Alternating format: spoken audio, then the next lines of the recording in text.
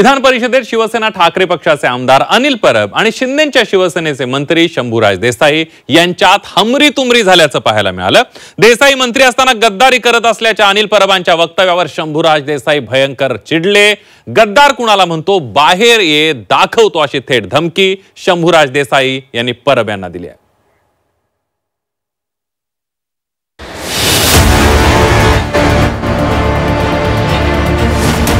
विधान परिषदेत आमदार मंत्र्यांमध्ये हमरी-तुमरी,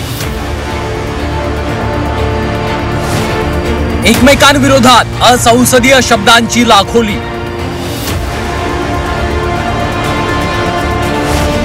बाहेर ये, तुला दाखवतो अशी धमकीची भाषा। आमदार अनिल परब आणि पर्यटन मंत्री शंभूराज देसाई या माजी सहकाऱ्यांच्या शाब्दिक चकमकीनं विधिमंडळ अधिवेशनाचा दिवस गाजला। मराठी माणसाच्या घराचा मुद्दा शिवसेना उद्धव बाळासाहेब ठाकरे पक्षाचे नेते अनिल परबांनी उपस्थित केला। मराठी माणसासाठी मुंबईतली 40% घरं राखीव ठेवावीत अशी मागणी अनिल परबांनी केली। आपण या संदर्भातला मराठी माणसाला प्राधान्याने घर देण्यासाठी 40%ची अट टाकून कायदा आणणार का? अनिल परबांनी उपस्थित केलेल्या प्रश्नावर सरळ उत्तर देण्याऐवजी पर्यटन मंत्री शंभूराज देसाईंनी विरोधकांनाच खोचक सवाल केला। 2019 ते 2021 पर्यंत सत्तेत असताना मराठी माणसाच्या घरांबाबत निर्णय का घेतला नाही असा प्रतिसवाल अनिल परबांना केला।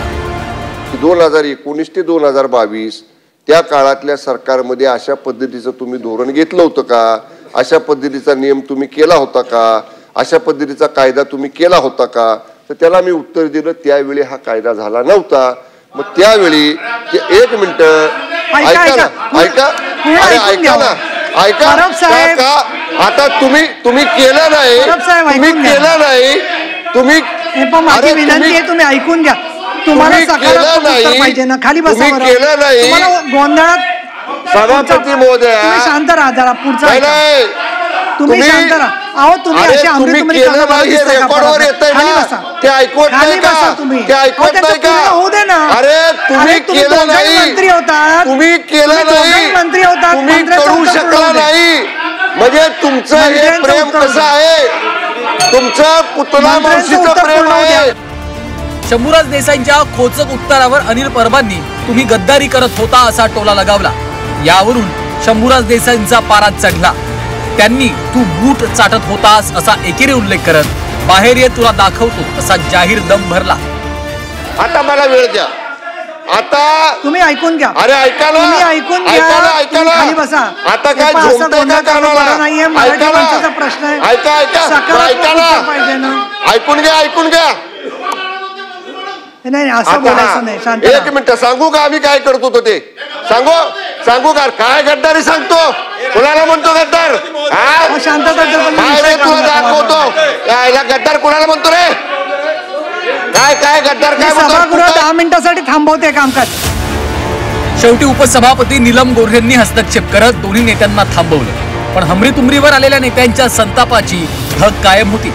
सभागृहाच्या बाहेर आल्यानंतर शंभूराज देसाईंनी जशास तसं उत्तर देणार असं सांगून प्रकरण मिटलं नसल्याचे संकेत दिलेत।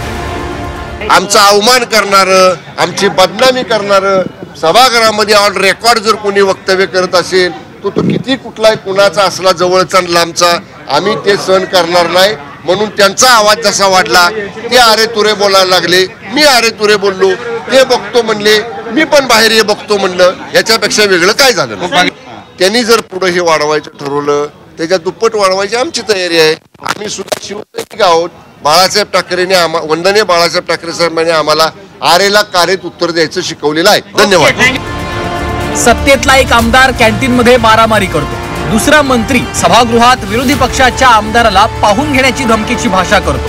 हे सगळं संसदीय राजकारणाच्या सुसंस्कृतपणाला नख लावण्यासारखं आहे। त्यामुळे आता मुख्यमंत्री आणि दोन्ही उपमुख्यमंत्र्यांनी पुढाकार घेऊन सत्तेतल्या आमदारांना समज देण्याची गरज निर्माण झाली। सीमा आढे, झी 24 तास, मुंबई।